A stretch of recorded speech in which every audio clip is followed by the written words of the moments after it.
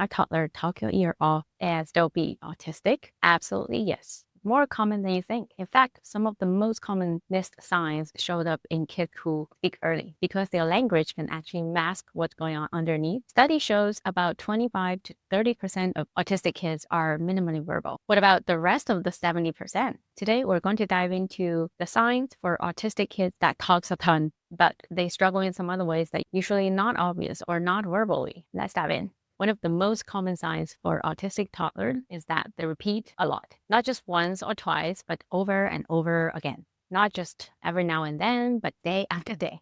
It might be a line from a show or an imaginary story or just something you said a couple of months ago. You might be wondering, why do they repeat themselves so many times? There are a few reasons why autistic people repeat. Number one is actually a calming strategy to self-regulate because repetition gives credibility. The seemingly redundant repeating can actually give autistic kids the emotional comfort and makes them feel they're in control. Another reason is really just to practice communication. Autistic kids use repeating to rephrase their language before using it in real life, like running lines before a play. It helps them get confidence with the tone, the meaning, the phrase before they say something new on their own. Reason number three, repetition can actually help them process a confusing or emotional moment. By repeating what was said, it helps them to break it down, analyzing it, and processing what it all meant, especially if it involves some tricky social cues or unexpected emotions. So what can we do when verbal repetition happens?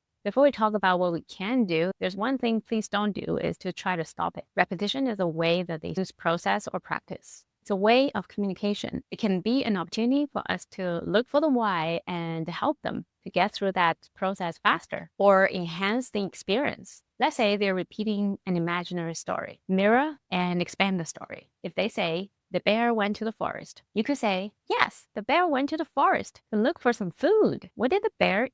This gives them a bridge to connect the script with real conversation and connect with the people in front of them. The second thing that usually happens with talkative autistic kids is that it feels like a one-sided conversation. One of the most confusing things for parents is that their autistic child seems very talkative but still struggle to connect. They might speak in full sentence, use big words, or tell full stories. On the surface, it can sound really advanced, but if you listen closely, most of the time it doesn't feel like a two-way conversation. They might monologue or jump from topic to topic or keep talking when someone already walks away. This isn't being rude or self-centered. It's because the back and forth conversation is a different skill from vocabulary. And it's the one skill that autistic kids often find tricky. They may not notice when the audience is already bored, confused, or trying to respond. Or they might not know how to respond in a way to keep the conversation flowing. What can we do to help? Similar to the previous one, we can join the conversation and let them lead. Instead of correcting them mid-flow, we can gently pause and prompt. We can say, I think it's time to add Bunny to the party, or to add more to the conversation, or even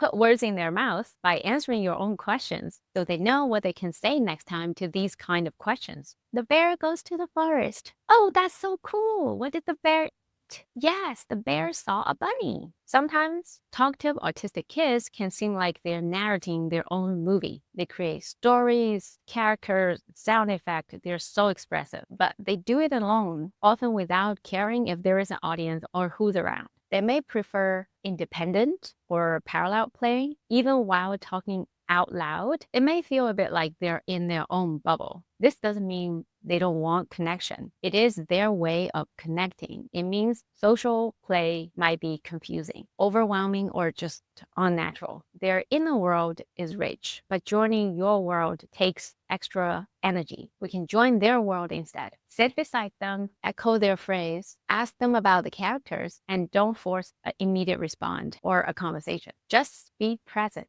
Then slowly invite them into shared moment. Can I take a turn to play the dragon? What would happen to the characters if we go outside? Number 4, literal thinker. If you ever told your kid that it's a piece of cake and they look confused, or they say, you told me yesterday and it's still yesterday, you might have a literal thinker on your hand. My daughter has a very literal take for the word you. For example, it's not me, it's you, the person you did it. I would try to explain you means you when I talk to you, but it means me when you talk to me. Sorry, I mean talk to you. Wait, I'm confused. Highly verbal autistic kids often interpret language exactly as it's said. Metaphors, jokes, sarcasm, or even vague phrases like we'll see is not going to get anywhere. Their brain loves precision and they often remember exactly what was said, literally. So please be clear and literal and avoid using metaphors or sarcasm. And if you use it, please explain to them so that they can understand what it means for the long run. Instead of say, we'll see, say after lunch, if we have 10 extra minutes, we'll do it. Also, if they're upset about something you said because they understand it differently, validate it.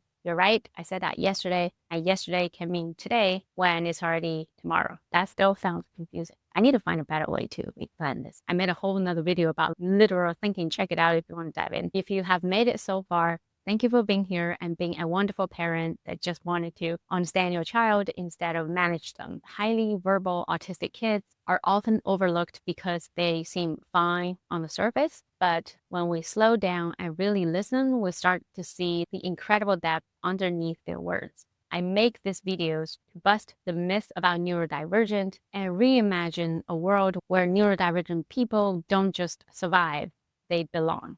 I'm so happy you're here. Really appreciate your support. See you soon.